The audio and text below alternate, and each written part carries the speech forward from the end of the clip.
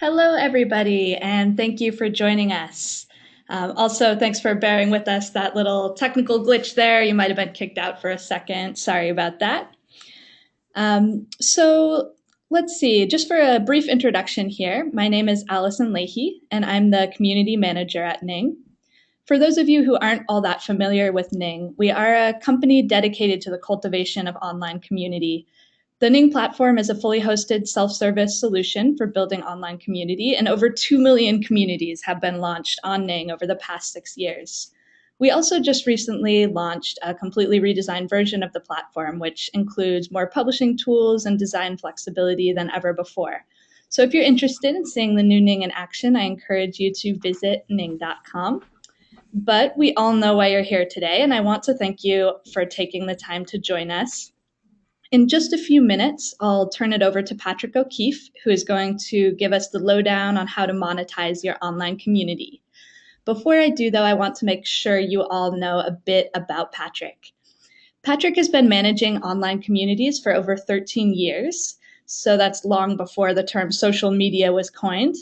He is the founder of the iFroggy Network, a publisher of websites, and he has authored a few books on the subject. In fact, Managing Online Forums was the first book I really ever read on the discipline of community management, and it helped me to prepare for my role with Ning, but it also gave me a better understanding of social engagement in general. So I definitely recommend that one. And in addition to cultivating online communities, Patrick is responsible for creating quite a few, including karateforums.com, phpbbhacks.com, and photoshopforums.com. He blogs about online community at managingcommunities.com and his favorite record label at badboyblog.com. So we're very lucky to have Patrick here today. If you have any questions, and we hope you do, please submit them using the questions feature in GoToWebinar. We will field those and take some time at the end to answer as many as we can. And if you like what you hear today, we invite you to tweet with us using the hashtag NingTalk. So without further ado, here's Patrick O'Keefe.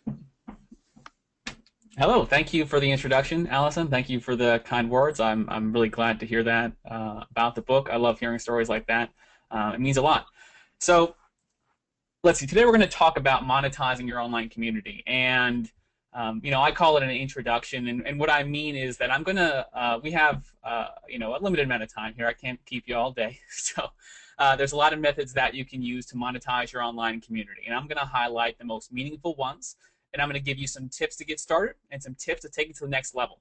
My goal is to give you a really strong, good idea of what's out there so that you can decide what will work best for you, and then go out and do further research and get things going today if you want to.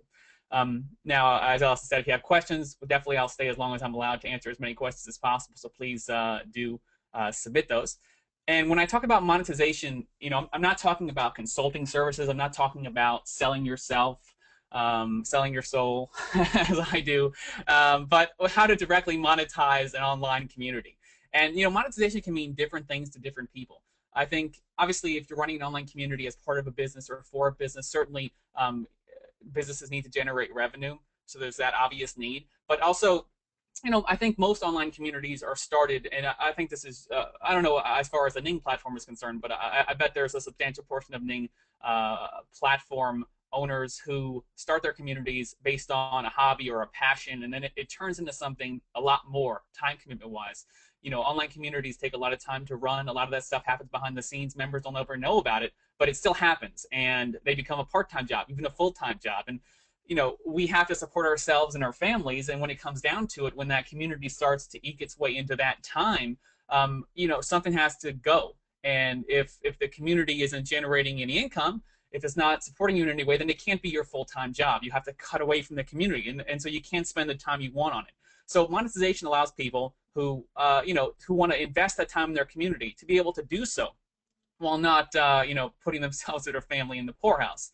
And of course, there's also people who just want to break even. They don't want to lose money on their community. It's not about turning it into a profession or spending all their time on it, but it still does cost money to host an online community. So hopefully I can help those three groups today.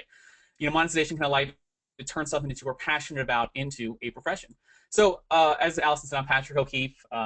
I wrote a couple of books, managing online forums, monetizing online forums. I'm on Twitter at iFroggy. I'm managing online communities for about 13 years, and I'm in the space. I firsthand manage communities myself. I'm not just like a consultant or anything. I really do it, and I believe that's a part of just staying grounded in this profession. Now, I mentioned monetizing online forums, and that's a free ebook that you can download right now, no strings attached. It was in development for 9 months. It's about 100 pages. It is not a marketing gimmick like most free ebooks are. You will not be asked for your email address. You will not be asked to like anything. You will not be asked to do anything. You will just be provided with a direct link to the book. And they'll sort of help you as you find methods that you want to dive a little deeper into. Like when I talk about a method today, I can't talk about one method for an hour. So this will allow you to get a real deep dive into any particular method you're interested in. Also, just serve notice that Skimlinks did sponsor that book and sponsor its release. And I'm going to mention them today, so obviously I'm affiliated with them. And just as a point of disclosure, assume I'm affiliated with everyone because to be able to speak about these topics, I have experience with most of these methods or all of them, and I've worked with the companies I'm going to mention. I have a publisher relationship, like I'm a member of ad networks. So I'm going to mention some ad networks that I've worked with. So just assume that I've worked with these companies in some capacity. Now, when you talk about monetization, I think the first method people jump to is display advertising, and that's for good reason. Display advertising is a mature, very mature medium, and there's a ton of companies, a ton of vendors out there that want to help you get the most out of your display advertising inventory. So I like to talk about that method first and foremost. Now, with display advertising, I want to hit kind of a few general questions people have. First of all, the revenue models. You have really 4 revenue models that exist. First is sponsorship. That is when someone pays you a flat rate for time. They're buying out this spot. They're sponsoring this spot. They're not paying to share it with anyone else. They're buying it out. CPM is cost per 1,000 impressions. That's not buying out a spot. That's paying for a certain amount of appearances in that spot. CPA is cost per action. That's when people pay you when a visitor takes an action. They buy a product. They give them their contact information, etc. CPC is cost per click. Now, there's a lot of ad sizes out there. So what ad sizes should you use? Well, the IAB, the Internet Advertising Bureau, publishes the Display Advertising Creative Format Guidelines. And if you Google search that, Display Advertising Creative Format Guidelines, you'll find that document. And that'll show you the standardized sizes for display advertising. In general, you want to stick to those sizes. But of the many standard sizes that are out there, 3 in particular tend to be the most popular: 728 by 90, 300 by 250, and 160 by 600. And those are pixels. That's width by height. And if you join any ad network or get into serving ads, you'll quickly find that those sizes tend to be the most popular, the most highly recommended. How many ads should you have on a page? Now, this will differ certainly by the amount of screen real estate you have and the demand that you have. But for most people, 3 to 4 ads per page tend to be a pretty good guideline. I think sometimes people believe that more ads mean more revenue, and that is absolutely not the case. More ads oftentimes can mean less money because it dilutes the value of the other ads. If you think of a page that has 2 ads on it, and both of those ads are in high demand, they have people who want to buy those ads, and then you add 2 more to the page, and there's not the demand. It doesn't exist for those ads. No one wants to buy them. They are making just a little bit of money. So what happens is you've now taken the attention off of the 2 ads that were there already, and now it's spread to the 4 ads. So there's less attention being paid. And so those 2 ads on top that were sold out now are less valuable. So you've diluted the value of that advertising, possibly hurt your opportunity to generate revenue simply by adding more ads to the page. And of course, let's not forget, more ads to the page, it's about balance. You want to find the right balance between page content and ads on the page and ensure a great positive user experience. And that is vital with online communities. And that's what I'm going to talk about today numerous times. It's all about the balance between finding that comfortable balance where people will enjoy using your website. So if you have an experience with ads that is negative, that drives down your traffic, which also directly impacts the amount of money that you can make from display advertising. So, in short, more ads doesn't mean more money. You want to ensure that the demand exists for those ads. Ad placement, as much as I would like to tell people that you can hide the ad and it will perform, that's just not the case. The bottom line is that closer to content performs better. The closer an ad is to content, the closer it is to what people are doing on your website, the better it will perform, the more valuable it will be to advertisers. Because let's not forget, it's a balance of value here. You have to provide value to your members. You have to provide value to your advertisers and to yourself. So you have to balance that out. Advertisers aren't going to give you money to give them nothing. So you don't want to overload your page with ads. You want to be very careful. It's something I agonize over myself whenever I'm trying to add an advertisement. But you have to find that balance, and it's better to have a couple ads that are close to content than 10 ads that are spread at the bottom. You may as well have no ads at all. Now, to get started with display advertising, ad networks are really probably the best way to go, because ad networks are companies that work with a lot of advertisers to sell ads and then distribute them to many different websites. So you personally, you may not have the size, the reach, the audience to sell an ad to Coca-Cola or to a major, or Microsoft, or a major company. But these ad networks, they have such a high level of scale working with websites and communities and publishers such as yourself, that they can aggregate all that traffic into different channels. So Microsoft will come to them and say, we want to serve an ad on this particular type of website. And if your website matches that type, then you'll be a part of that ad sale, and you'll get paid for the ads that you serve. Now, the top three, and I should also say that they handle a lot of different kind of logistics of the relationship, serving the ads, dealing with the advertisers, taking the payments, etc.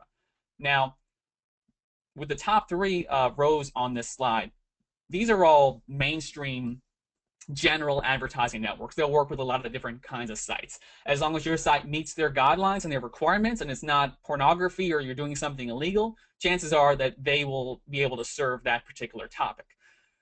The bottom two rows are different. Now, Cox Digital Solutions is a platform that niche ad networks use to run their organizations. So a niche ad network, those are the bottom three here. Those are just a couple of examples of many that are out there. IDG Tech Network is focused at technology sites. Gourmet Ads is for food and wine sites. Trevora Media focuses at travel content.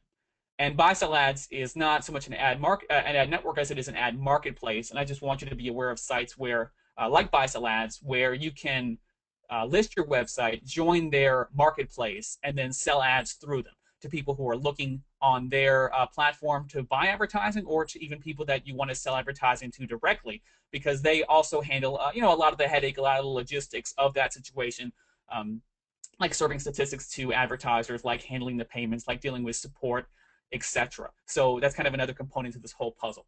And that kind of brings us to how to take it to the next level, and that's with direct selling. Ad networks are great. Ad networks serve a purpose, but the reality is that if you're just using ad networks, you're most likely, or you're almost certainly not coming close to maximizing the potential of your display advertising revenue. And when you're going to sell direct, that means you have to serve ads. And so, that might mean an ad server like DoubleClick for publishers, or OpenX. It might mean Buy-Sell Ads, which can act as an ad server, or Buy-Sell Ads Pro, which is something they're working on. There's also ad optimization platforms like Pubmatic, Rubicon Project, AdMill, that work to serve the best, highest paying ad for a particular page view. But you have to have an ad server of some kind. Now, when you go to sell, probably one of the first questions people ask is, how should I set my pricing? What should I charge people? And there's kind of two main ways I recommend you look at that. First, look at an ad marketplace like BuySellAds.com.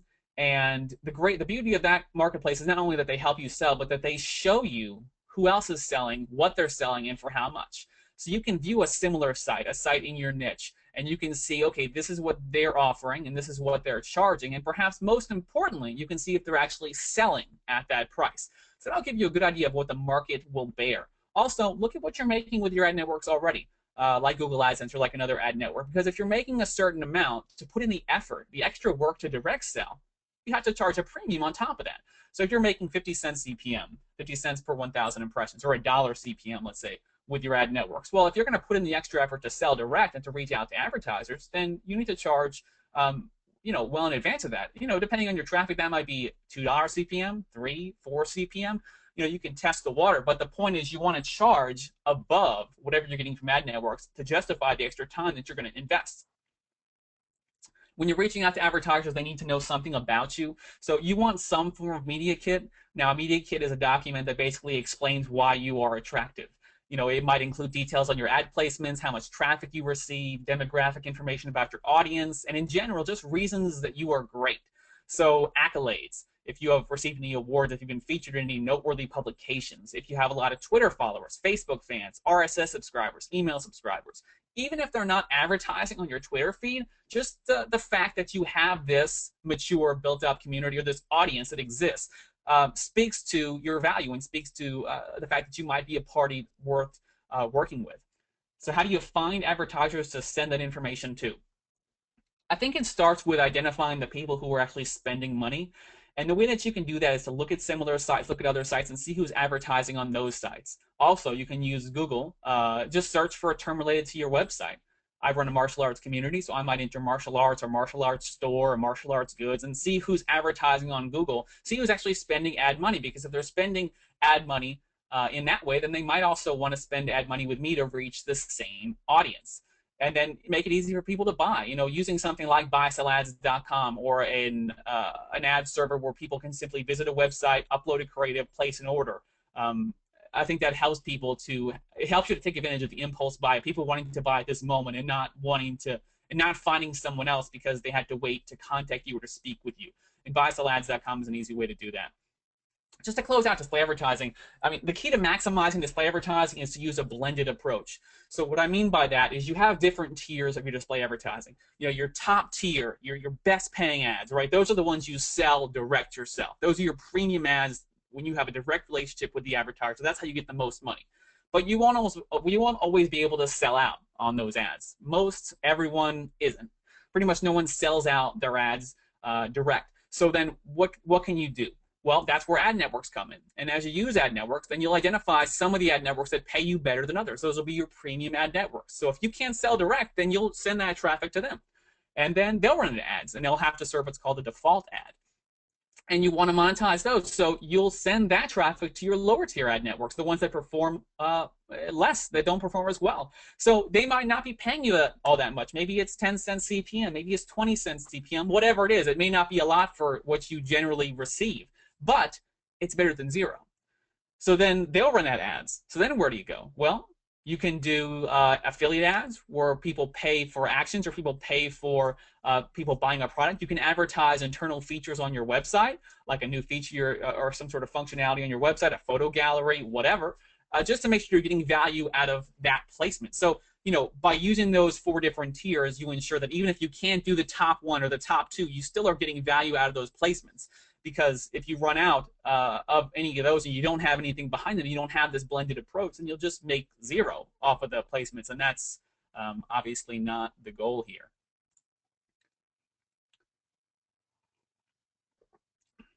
All right, so next method I want to talk about is affiliate programs and CPA networks. CPA stands for cost per action. Now that's when someone is paying you because someone on your website clicked and they bought a product, or they signed up for a list, or they requested more information. Basically, they took some sort of action. It's more than a click. It's some sort of actual action after the click.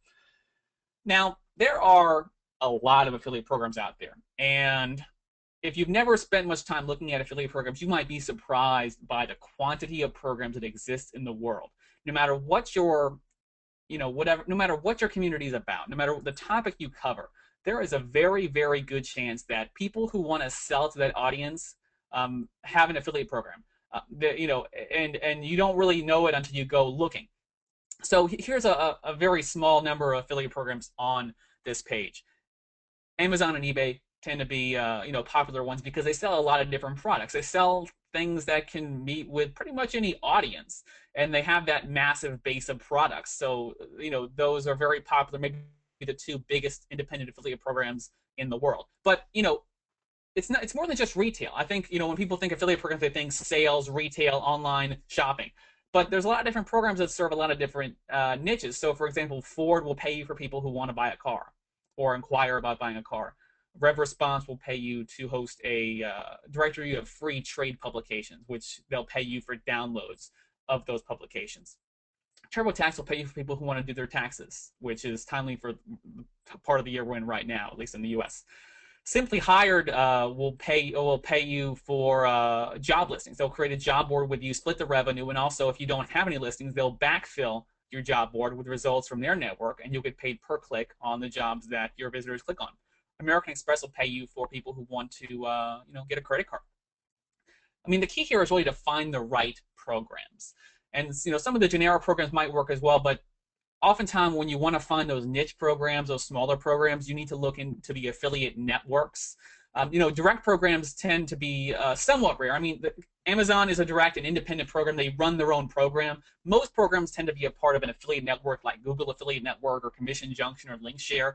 Basically, these are platforms that allow people to sign up and create their own affiliate program with relative ease, rather than having to host their own program and getting into all the logistics of that. So these are kind of turnkey platforms, and because of that, there are a lot of affiliate programs that fall under the affiliate networks. So when you join one, what you'll do is you'll apply your websites, and they'll get approved, and then you'll be able to apply for each program one by one, and then get approved for entry into the program, and then manage all those relationships within just that network or through a single console. With affiliate and CPA, disclosure is a big deal. And that's something you can read up on. That's a topic in and of itself. But the main thing about disclosure when it comes to affiliate links is that you always need to disclose if the person offering an opinion stands to benefit from offering that opinion. Now, what does that mean? So if you're the CEO of the company, you benefit from the sales. So yeah, you need to disclose you're the CEO reviewing your own product. Hopefully you never would if you're the CEO. Now, but in addition to that, if you've received a free book, you got to disclose that. If you link with affiliate links in your review, or where you say, hey, I like this product a lot, you guys should check it out. It doesn't have to be like a full analytical review, just some sort of nod of support. You guys should look at this. If you're using an affiliate link, you need to disclose that you're using an affiliate link. Not on some small text in the footer that's hidden, not in some side page that's linked from the footer, but in the actual work itself, in the post, in the article. It has to live with the work. So just use that as a general good standard. And anything else, you have to look into further or do your own research. But that tends to be a very good guideline to follow. And if you do so, you'll probably be okay. Obviously not a lawyer, so all the standard disclosures apply. Now, getting started with affiliate and CPA, when you join a program, you're going to see they have tools available to you. So that's how you get started. Use those tools. It could just be a simple text link, which obviously is not much of a tool, or a graphic ad. But depending on the program, some have more elaborate tools. Like Amazon, for example, they will allow you to create a ad that is a playable widget for an album that they sell in their MP3. So if you were talking about an album or reviewing an album, you could embed this player. People could listen to snippets right from your website without leaving your website, and then they could buy the MP3 of a song or the album.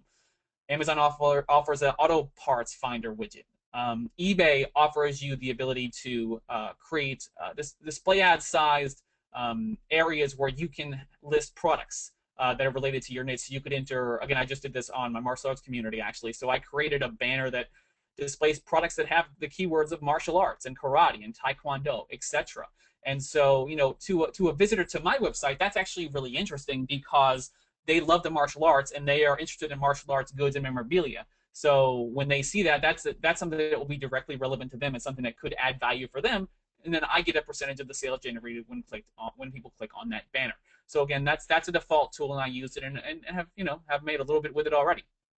Now to take it to the next level, I think you want to take a look at skim links. And if you're not familiar with skim links, what they do is, so by default on your community, people talk about products, most likely. People talk about products all the time, and they link to online stores and places where that product can be purchased. But online communities don't really get credit for the role they play in purchase intent. Online communities play a major role in purchase intent. When people want to look up information about a product, when they want to see what people say about that product, what they think, the problems they've had, they'll very commonly end up in a forum. And they might click off from that forum and buy the product, but the forum never receives credit for that. The community owner never receives credit for that. Skimlinks more or less ensures that you get that credit. What they do is they can take links posted on your website that are already there, that you or members post, not links that are added, just links that are already there, and then ensure you get credit for the sales generated through those links. The links don't change. They don't go to a different website. There's no redirecting page. It doesn't work in any, it works as it should. It works in a very good way. Nothing changes. Nothing is different about the experience. You just get credit for the sales. They have an additional feature where they can identify product mentions and text content and then link those product mentions to stores where they can be purchased or to a price comparison so that people can find the cheapest price. But that's optional. For a lot of people, you'll just want to leave it on the default setting of just the links that are already there, making sure you get credit for those links. So it's very useful. It's very powerful. Like I said, it works as it should. And then the other thing about taking it to the next level is to work with APIs, application programming interfaces. And to sum it up, some of these stores, Amazon, eBay, they'll allow you to slice and dice their product data, right? As long as it's in line with their program policies and it is in line, yeah, basically that's it. With those policies, you're limited only by your imagination and your programming ability or the ability to hire a programmer. So, you can take product images, product descriptions, reviews, prices, all the product content from Amazon, and you can use that product content totally okay, totally legal. They want you to use it in any way that you can see fit as long as it meets their program guidelines. So, you're really, like I said, limited only by your imagination. So if you have a great idea for how you can use that product data from Amazon or from eBay or from some other affiliate program that offers an API, that's something definitely to check out if you have a great idea.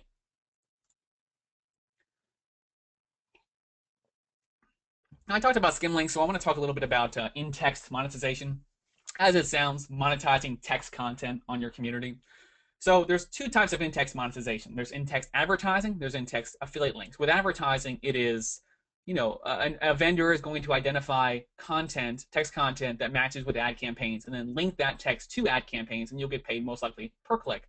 Sometimes, mousing over the link will lead to an ad being displayed of some kind. So you might get some CPM, but a lot of it tends to be cost per click. And then affiliate works kind of as I just explained as far as skim links goes. Affiliatizing the links that are already posted on your website. So members are having a discussion about a product, they link to Amazon. By default, all the sales generated from that link on your community, you don't receive any credit for. Skim links will make sure you get credit for those links without changing the experience or changing the link at all. They also offer a feature, like I discussed, where they can identify product mentions in text content, but that is an optional option. That's an optional option. That's a good one. That is a choice that you can use, that you don't have to use it. And certainly many communities want to leave that off.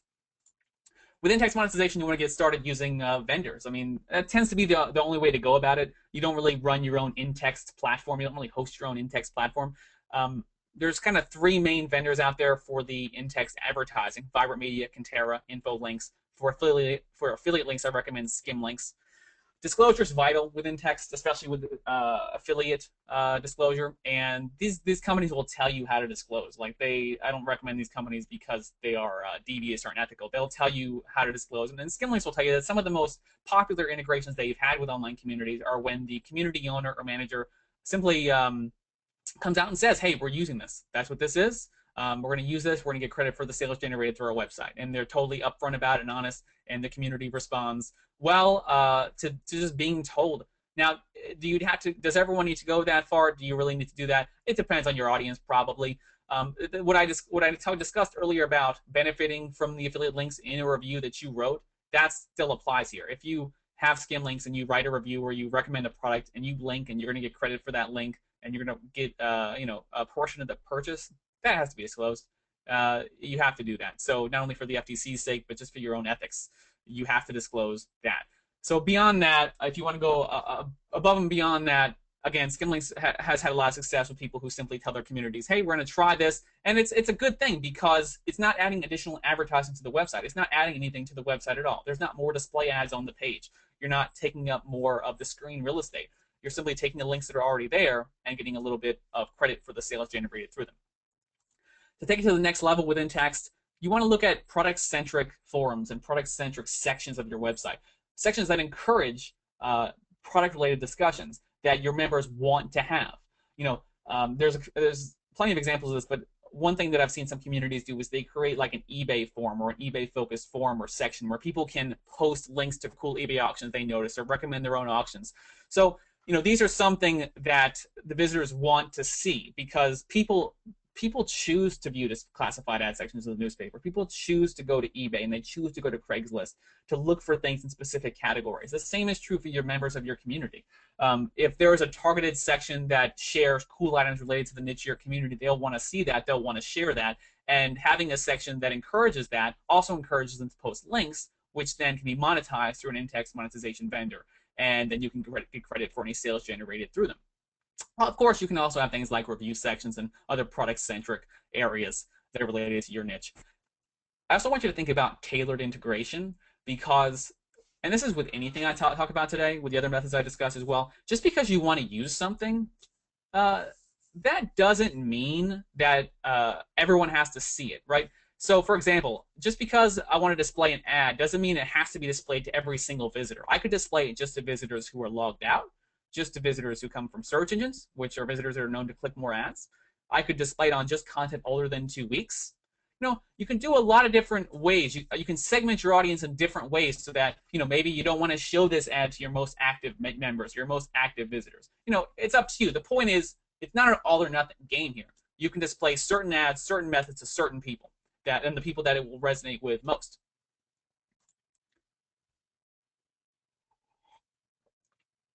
So I talked a little bit about classified ads, and I want to dive into that because I think it's a really powerful thing that only a very small number of communities have taken advantage of. So classified micro ads. I mean, if you want to hire someone or you want to sell some used gear, right? You aren't going to buy a display ad on someone's website. You're not going to buy a banner to sell your used bicycle. It doesn't make any sense. But if you could go to a community or an area where the audience at that site or that community is focused to the people who would want what you have to offer, you would definitely buy a classified ad or a small ad in a section dedicated where people are looking. And there's a lot of opportunities for people who would like to advertise but don't want to or don't need to buy a display ad. They don't need that kind of big mainstream message. They're not interested in that. They're interested in having a specific thing. They're interested in hiring someone, in selling something specific. So it's really about thinking small, and I want to give you a couple of examples of this that I think are really good. So I don't know who's familiar with 99 Designs and Flippa, but 99 Designs is leader in crowdsourced web design. Flippa is the largest marketplace for buying and selling websites. Now, these are two big companies. They've got dedicated staffs. They have multi-million-dollar revenue, ton of traffic. You can view them and see the number of listings. These are legitimate companies. What a lot of people don't know about these companies, though, is that they started as individual forums in the SitePoint forums at sitepoint.com/forums. And the reason I know that is because I was a staff member at the time. I joined that community, I think, when there was like 70,000 posts. I joined the staff, 100 and something thousand, 120,000. It's now almost at 4 million. And at the time, Matt Miskovich of SitePoint will tell you that they added that section, those forums for buying and selling websites and for design contests because people wanted to do it. And it aided in moderation because we had to keep removing it. This gave them a place to put it. Now, they charged a little bit just to cut down on the noise somewhat, $5 a thread, whatever it was. And people took to it. And they used it. And they posted a lot of ads in it. And then, SitePoint did a little more with it. They made it bigger. They gave it its own section. They offered people upgrades on their listings to get more attention. They raised the prices. And they continue to grow. They continue to be successful. And eventually, they spun them off into 99 Designs and Flippa, which are these massively successful companies. And if you look at the listings on these websites and you look at how much it costs per listing, you can do the math in your head and figure out that there's a lot of money being made here. It may not be $500 at a time. It may be $25 at a time, but $25 times by 10,000, it adds up, right? So I think that's something that is sometimes overlooked. You want to look at display ads only. You want to look at these ads that cost a certain amount of money. There can be an opportunity missed in the smaller, more micro and niche ads. The great thing about these sections is that they are ads and people want to see them. People choose to see them. Like I said, people go to eBay, they go to Craigslist for this specific reason. They open up the newspaper for this specific reason. There should be a clear understanding that it's an advertisement. The idea here, if you do it like other types of content on your forum, it should be clear, or your community, it should be clear that this is ad content people pay for. That's a good thing. There's nothing to hide. There's nothing to be, there's nothing to try to hide. It's something that you should be upfront and honest about because that's what they want. That's why they're coming there. To get started with a classified ad section or a micro ad section, just start a small section on your website or an individual forum or an individual section of your community. Then charge for listings if you want, or you can start it off as free, but it can be hard to go from free to pay. So you may just want to start with something small and see if people take to it. And if they do, then you can take it to the next level with premium upgrades and more attention. So SitePoint charged for threads, but I think where they really started to unlock it in bigger ways was when they started charging for bringing more attention to your listing. Changing the listing color, making it bold, featuring it on the homepage, those sorts of things, the extra bells and whistles that people can pay for if they really want to. Just like you can pay in the newspaper to have more lines in your classified ad, right? Or you can probably pay to have text displayed in a certain way. The same thing is true online, and you can offer that as a feature. And there can be communities out there that I think can support themselves very, very well just based on classified ads, but they just don't try it. They just don't think to try it. They don't even need to have other forms of maybe more intrusive, intrusive advertising. And so if you have the right audience, and I think a lot of people do, this is something that's definitely worth experimenting with. I want to talk briefly about sponsored brand placement, and what this means is it's way more than kind of standard display advertising. Certainly there's such things as sponsored sections, sponsored coverage, coverage at an event or a conference presented by a brand, or brand specific forums or sections of your community. There's other things that you can do, like sponsored or business memberships. And we're going to talk about premium memberships in a second, but think of that concept applied to just business memberships. What benefits can you offer businesses to be to have a recognized presence in your community, a recognized legitimate presence that they are a part of the community, they support the community? What benefits can you offer them? And I can think of some, and I can think of plenty of examples. Different kind of profile extras, more private message space, more signature space, special badges, special recognition within the community that to brands might be valuable, because if the members of your community see that this brand is supporting the community, then certainly that is a business advantage, right? I think business is personal, and we all do business with people we like, and we like the people who support the things we enjoy.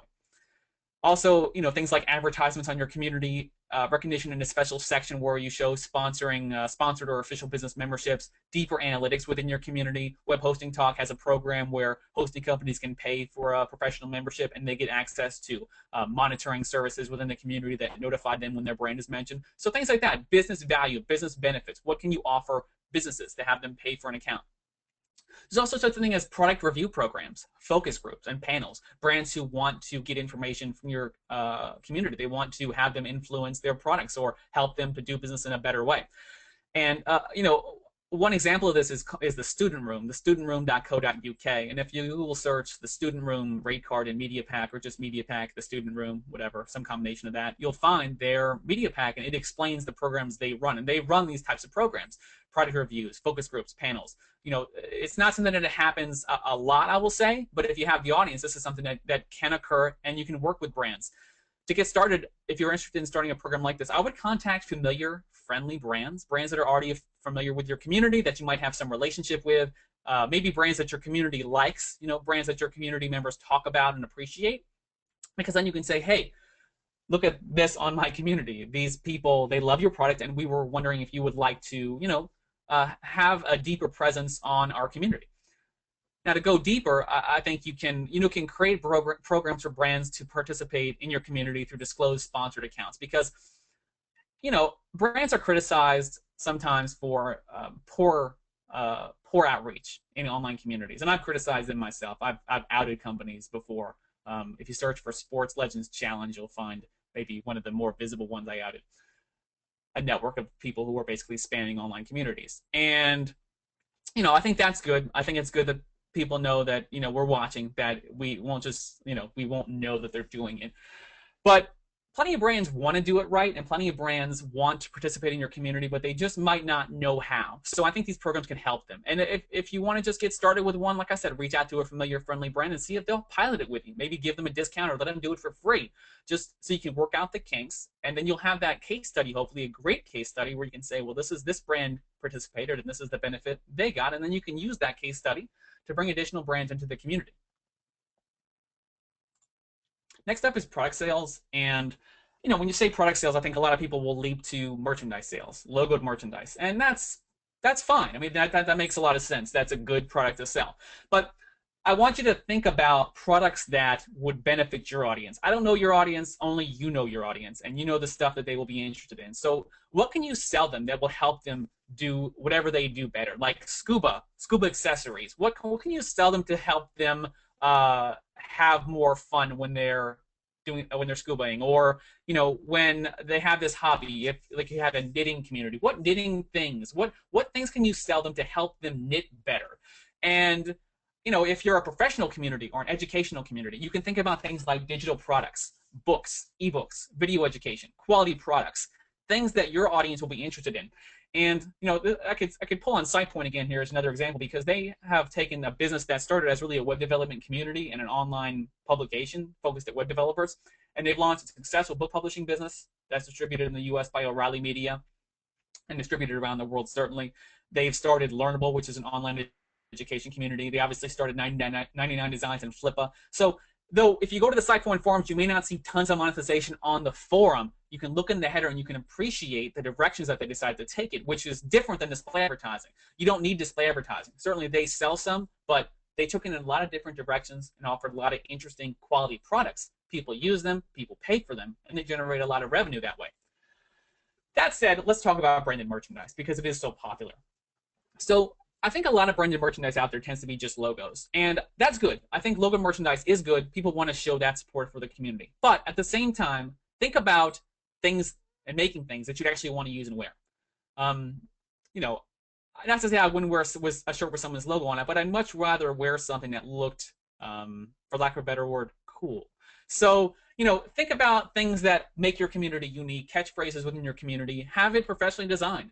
Make shirts that you'd want to wear. To get started, you can work with a print-on-demand company, certainly, like a Cafe Press or a Spreadshirt or a Zazzle. That's where most people start, because there's no risk. They assume all the risk. You don't have to pay anything to set up to get started. They'll print it on demand, ship it out for you, and as part of that, they have a certain base price. And all that you can make in profit is what you mark up on. So these base prices can be, fairly high for t-shirts, let's say. And so I want to give you an example of kind of taking it to the next level with a print run, or your own print run with a local print shop. So on Cafe Press, you may have sold 50 shirts for $29.95. Okay. Now, at that price, you probably made $7 a shirt, because Cafe Press's base on those shirts is $22.95. So you marked it up $7, you made $7 per shirt. That means 50 shirts, you made $350. Now, you could order 50 shirts to sell at $24.95 direct at the base cost of $7 each from a printer, and you would need to sell just 20 shirts to cover your base cost of $350, your risk. If you sold all 50 shirts, you would have $540 in profit before merchant or store costs. So that's more profit, and you're able to charge a more reasonable price for the shirts, which means more shirts will be sold. The more that you sell, the more that profit will scale. So I think you want to look at that, especially if there is some interest or demand in merchandise, and you're having some success selling with the print-on-demand companies. Start taking a look at doing your own print runs and maximizing that revenue.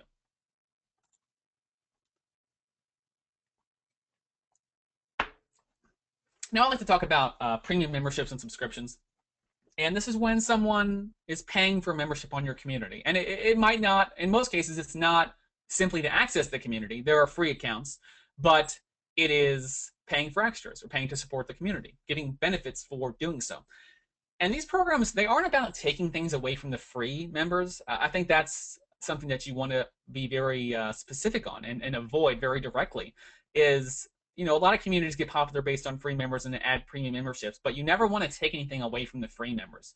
It's about adding more to the premium members, not taking away from what has already existed for the free members. You don't want to alienate people. When it comes to benefits, what can you offer? So private areas, exclusivity. What can you offer people as far as exclusive content, exclusive access to experts or to other people? What kind of benefit can you give them that they don't get elsewhere? Also, there's things like greater profile options. Certainly more signature space, more private message space, bigger avatars, all that stuff. The limitations that you have in your community, extending those limits a little bit for premium members. You can offer them discounts, coupons, increased freedom in areas otherwise limited. So if you are a professional community and you have an advertising forum or a review forum, and you limit that to 1 per 30 days, maybe premium members can post twice or 3 times per 30 days. And another thing that tends to be popular is the ability to limit or turn off advertising on your community. So they're paying for, an ad-free experience. Pricing of these programs tends to be in the $3 to $10 range, by and large. And, that may not seem like a lot of money, but if you have, 50 people paying $10 a month, it adds up. I mean, that's $500 a month and $6,000 a year. That can help you. If you're a professional community, if you are providing a service or providing a community or content that people actually take and make money from, right, a business community, then in those cases, if they're generating revenue from participating in your community, people tend to be more open to paying more. That's something to keep in mind as well. If your content is making them money, then they'll pay more. And of course, there's exceptions to this. Just in general, these programs tend to be in the $3 to $10 range. And to get started, I mean, offer a basic one-tier program. See if people are interested. See if people are signing up for it. And if it grows and you can do more with it, then to take it to the next level, you can make it more robust, offer more benefits, offer more tiers, offer more options for people. Even possibly take a look at starting your own private member community just for private members. I think the key to this for a lot of communities is minimizing the disconnect between premium and non-premium members. So just because you pay money, or just because you pay me money, and I don't do any premium memberships right now, but I've thought about it and I am thinking about it. But just because you pay me money doesn't mean that you can do things as far as how you treat people, disrespectful comments, inflammatory comments. Doesn't mean that you can do that any differently than you would be allowed to if you were not paying.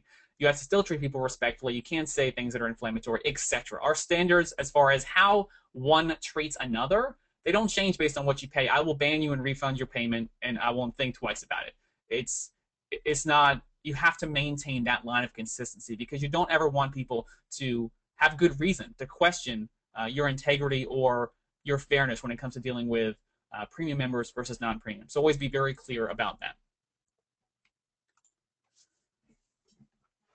Let's talk about mobile a little bit. And when you're monetizing for mobile, you're going to talk about kind of three things. You're monetizing access and applications, monetizing with advertising companies and advertising sales directed specifically at mobile traffic.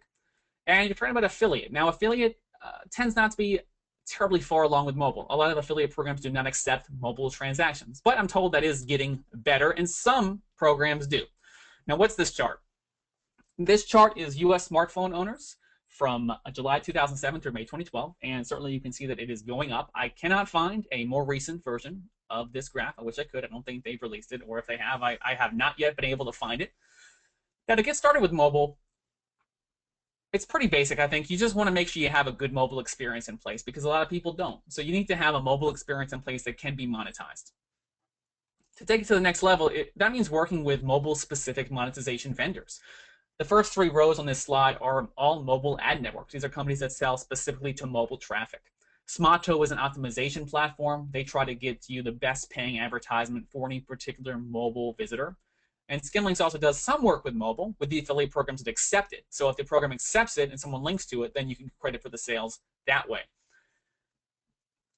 When it comes to apps, I think for the most part, selling access to your community through an app tends not to be popular. It tends not to be a good thing.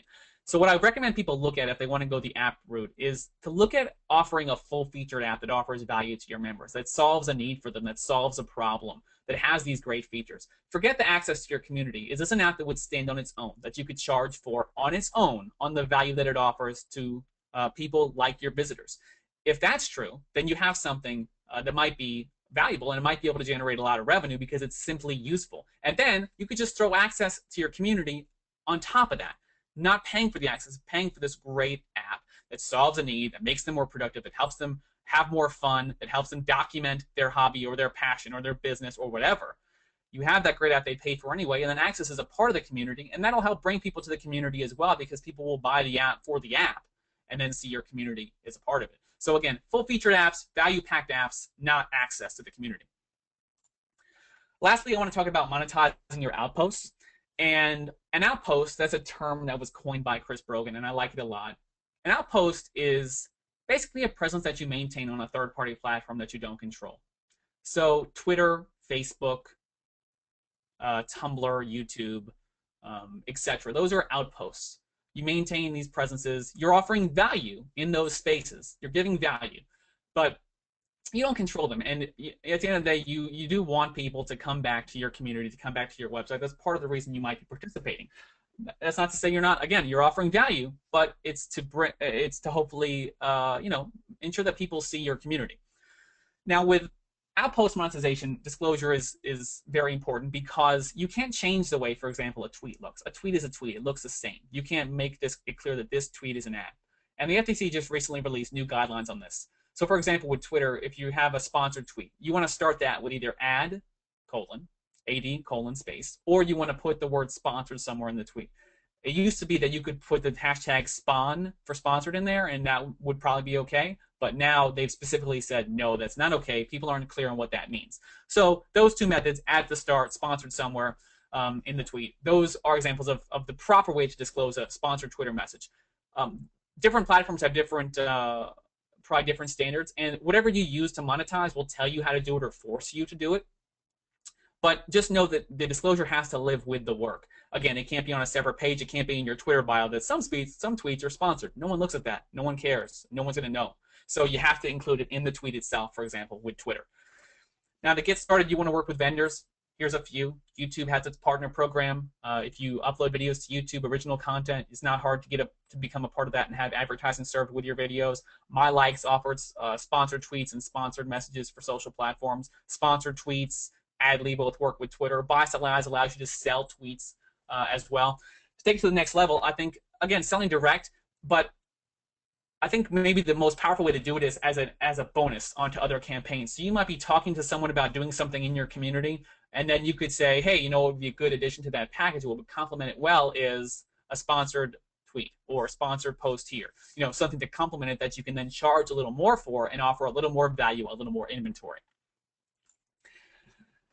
Now, as I'm discussing these methods, no matter what it was, display advertising, affiliate, in-text, monetizing your outposts, mobile, classifieds, brand placement, whatever, you probably heard one and you might have said to yourself, that's not something I would do. I would never. That won't work with my community. It won't work with my audience.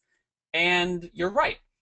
It's not a question of all these methods being effective. There's nothing wrong with these methods. There's nothing unethical about these methods. They all work for different audiences. So as I said earlier, you know your audience. I don't know your audience. And you know or have a good idea as far as what will resonate with them.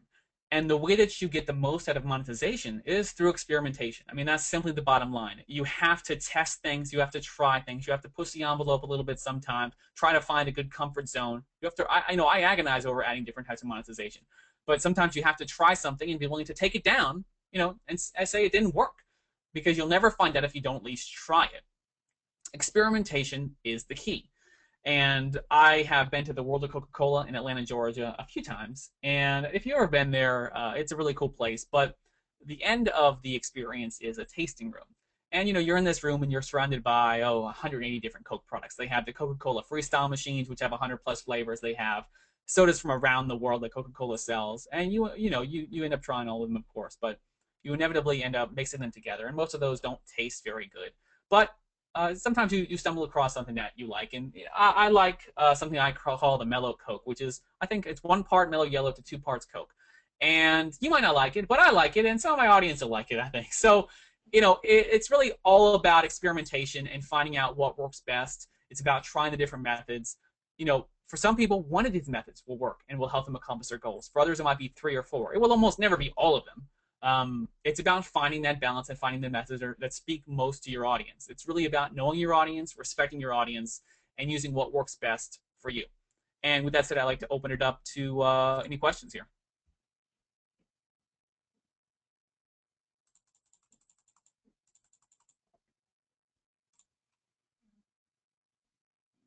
All Allison, right. are you gonna? Okay. Yes. Thank you, Patrick. That was quite a lot you covered there, from display ads to affiliate links, in-text monetization, ad networks, sponsored brand placement, premium memberships, product sales, mobile advertising, and tailoring that, integrating it into your platform, into your website, into your outposts, just finding what works for you and your community. So thank you for that deep dive into monetization. I think we do have a couple questions here, and I hope some of you are thinking about more questions to ask. I think we've just got a couple right now, so we'd love to hear from you. Specifically, any advertising methods you've tried for your community that haven't worked. If you want to maybe take another look at why, please do submit those questions. So let's start with Jacob's question here. He says he has 19 members at the moment. So he's wondering, when would monetization be effective? Does the amount of membership matter? So what I like to tell people, and so I should start with there is this commonly held belief that is a good belief. It makes sense and it's successful for many people that you shouldn't have anything on your community as far as ads are concerned until you have traffic that allow you to send a reasonable amount of traffic to those ads. Now again, that's so you generate the traffic, then you add the advertising later. You worry about the monetization later, and that's again not a bad thing. But what I've found from my years of playing with this stuff is that if you're going to have ads and you want to have ads, start with ads. And that they might not be real ads, right? They could just be ads for features on your community. It could just be like just a simple ad program like Google AdSense. But just having that inventory in place, having some spaces dedicated to ads on your website, it lets people know that the expectation is there that you will do that. And what I've found is that people don't like change, and they like change even less when it concerns new ads. So what I think the danger of not adding it until later is that people get used to a certain thing. They get used to a certain experience, and they think ads aren't a part of the community. Is that fair? No, it's not fair. Does that mean you should never change? No, it doesn't mean that either. You have to change sometimes. You have to do things that will make some people unhappy. You have to try new things. And that applies to not just monetization, but design and features and everything, really. But at the same time, if you can avoid some of that friction, I say do it. And I say to go ahead and get some ads on the site if you plan to add them later. As far as other methods of monetization, I mean, there's no hard and fast rule. I think when you are excited about it and you think you have the potential membership that will be interested in that type of advertising, then you can give it a go. I mean, obviously, you probably don't want to launch a classified ad section with 19 members. Probably not. You probably don't have the traffic to support that. You probably don't want to launch a premium membership program unless yours is a premium from the start community based on 19 members. You probably want to grow and get bigger and get more traffic. So some methods you want to hold off on. But when it comes to display ads, I say go ahead, get something up. And other than that, play it by ear and do it when you're excited about it.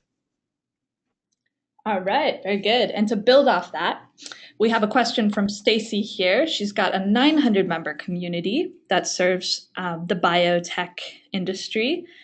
And she sends out a daily email to share information that she posts on the blog. She doesn't have a great deal of traffic in her opinion, but she does receive about 900 impressions per day. Do you have any recommendations for ways that Stacy can make the most out of that user dynamic? So, biotech. I think that it depends. I mean, technical audiences, technology savvy audiences, of which they sound like they are, can respond in different, more sensitive ways than general, more mainstream audiences. Like, I might not do the same thing on PhotoshopForums.com as I would do on KarateForums.com. Different audiences, they like different things. They view the web differently. So you know your audience. So I definitely proceed with that in mind. Biotech, it sounds like you have a niche audience, which most online communities do. And if you're around that audience, you probably know some of the brands that they like. Maybe you've worked with some of the brands, maybe they're in the community. I mean, 900 impressions to some isn't a lot, but it's definitely a monetizable amount of traffic, and you can do a lot of things with that. So I would definitely, if you're interested in serving ads, I would join some ad networks. I would get started that way. If you want to just sell direct, I would look at it that way too. I would go up, reach out to companies that would advertise to your audience. I don't know biotech, so I don't know who that would be, but you certainly know people who want to reach that audience. So I would contact them and see if they'd want to participate in a new ad program. Start it off at a basic level, a cheap level, and see if you can get some value out of it, and then expand from there. I mean, if this is a community of professionals in the audience and you're offering information that helps them to do their job better, I mean, there might be an opportunity to do premium memberships also, just because when it's a professional community and they're getting professional value that speaks to their income and their living, then I think those types of audiences are more flexible when it comes to paying for a community and supporting the existence of that community because it supports their existence as well. Certainly, some different methods I probably wouldn't do. Like I don't know what classified advertising would look like for biotech. I don't know. I think it might be like too much liability involved. I don't know, but yeah, I would start with that. If you want to go to display advertising, start with some ad networks, start doing some direct sales. And 900 impressions is nothing to sneeze at. I think that's a decent amount, certainly a monetizable amount. I'm not going to say it's going to be a full-time job income, but at least to support the site, to support further investment in it, to support further investment of your time. I think you can definitely reach out to some advertisers. Sounds good. Sounds like Stacy can start making some money, which is what we're all here to learn about doing. And to that end, Patrick asks if you could speak to in-stream video ads, if you know much about that. It's so bad I had to ask myself questions. Gosh, dang. No, I'm just kidding. You have a very nice first name. So in stream ads, I haven't. Are we talking about video in stream? Video, yeah. Or in stream like a Twitter stream, or I will assume video. So video stream ads. You know, I haven't done a ton with video, I'll be honest, but I know that the ecosystem exists there. There's certainly plenty of video ad networks that you can hook in with. I do host a 5-day-a-week video show called Soda Tasting, where I taste and review sodas. And I started that 6 months ago. Yesterday, actually, turned 6 months old. And like I said, 5 days a week, I've been pumping out. To me, it's a lot of fun. I enjoy it. That's why I started it, because I'm passionate about it. But I've also, been using the YouTube Partner Program quite a bit with the advertising that's in stream video. And I'm not blown away by the amount of money I'm receiving. It's okay.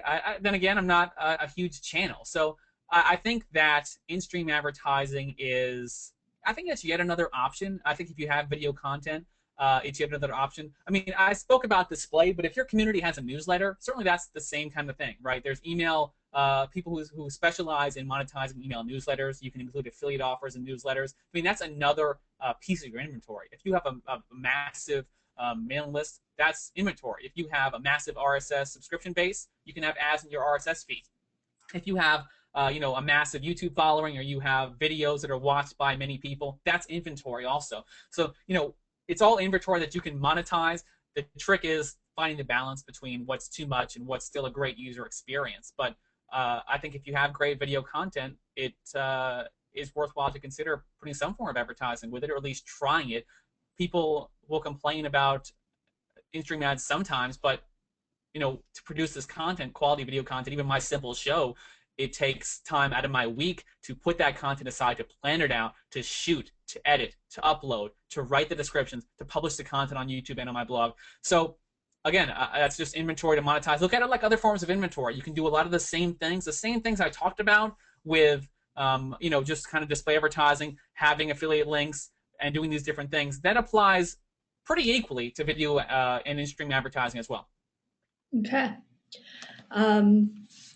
And on the subject of videos, Omar is wondering if there's a tool set or a platform you would recommend for selling or renting training videos that he has created. I know some that exist. I think Learnable is in that category too that I mentioned earlier from SitePoint. I can't really recommend anyone because I haven't actually done it myself. So, I mean, I like SitePoint a lot, so you could take a look at Learnable if they will allow you to sell your educational videos. I know there's different platforms out there that allow it, certainly, but just not having the first-hand experience myself, I would not want to recommend any myself.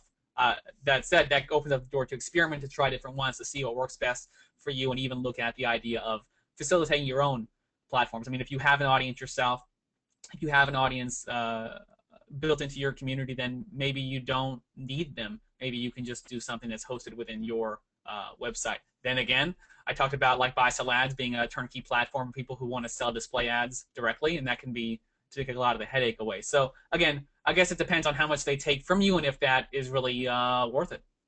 Okay. So Alexander is also looking for a recommendation, or just to see if you know of any good widgets that you can embed on a site that facilitates classified micro advertisements with and also integrates with PayPal.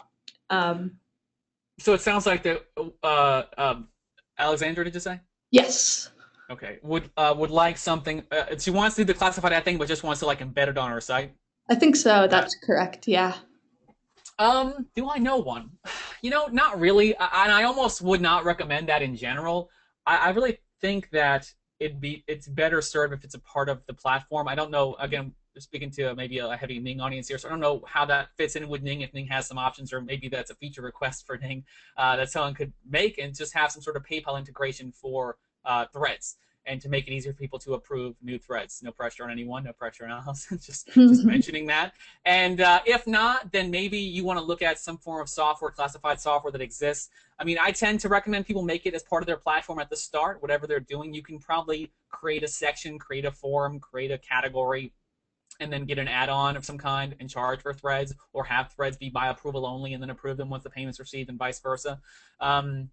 But yeah, I don't really have an embeddable widget recommendation, unfortunately, I would have to say. Yes, and you could set that up on Ning using the classifieds add-on. Laura also mentions that Project Wonderful does that, so that's something to look up. Project Wonderful. Okay, yeah, I've heard the name. And let's see. So it appears that that may be about it with the questions. Laura was wondering if you could address SEO, tagging threads and content that brings folks back to the site as a way to increase page views, traffic, and potentially advertising income as well. I will plead the fifth. No, SEO is not really an area that I spend a lot of time on, just because being primarily a woman operation, you have to choose where you spend your time. My SEO consists of having good page titles, having good URLs, good post slugs, as some might call them, having good content, and making sure search engines can index it. And I think for a lot of people, that's a good way to go. Tagging, I mean, I'm tagging stuff all the time with soda tasting now, so I'm getting a little more into that. I mean, that's just creating a different category for search engines to index. It's categorization within categorization. So it's kind of those smaller micro level categories. And if you can group your content in a way that meets with people, what people are searching with, I think that's a good thing. I don't really have any specific advice beyond that. I'm definitely not heavy into SEO, and just try to stick to the basic good core principles, create good stuff, make sure it's titled well, make sure it's categorized well, and then make sure they can index it. And if you do that, I tend to believe that, paired with good management of the community, you're putting yourself in most likely the best chances of having success. Sounds like good advice. I think I've heard something along the lines of, keeping it to 2 to 5% keyword density is also Yeah. helpful. Yeah, If you I mean, could do that I for don't. You know as much as I would about that stuff. I almost think I'm not anti SEO or any of that stuff, but I almost think that sometimes people spend too much time worrying about that stuff. Um, not to say I don't think about how I title my posts, right? Not to say I don't use Google Keyword Tool once in a while, and that I think data is bad. I think it's good to look at data. I just worry when we try to write things in a certain way that isn't human, that isn't the way we'd speak, and we try to match it with keywords. I don't know. I think I don't know. Maybe I'm just being too much of a I don't know, emotional person. um, no, I think that makes sense. I think that's more and more, with the release of Penguin and new search algorithms, unnatural or robotic keyword stuffing is definitely getting penalized. So just keeping it real is the way to go. Well, thank you again, Patrick. This has been really informative, and I'd encourage everyone to go check out Monetizing Online Forums, as well as to develop a media pack for your community. If you haven't already created one, creating one, keeping it up to date, it's definitely sounds like a good resource to have on hand and something that advertisers would look for. Um, so that's really good advice. And I can't wait to check out your soda tasting. Try some mellow Coke. It's easy. It's very easy. Head to your local grocery store, buy two sodas, mix them together, bam. Delicious. All right. Well, thanks everyone for joining us today. I'll have a recording available and send it to you in a follow up email. Really appreciate your time and hope you learned a little something. Thank you.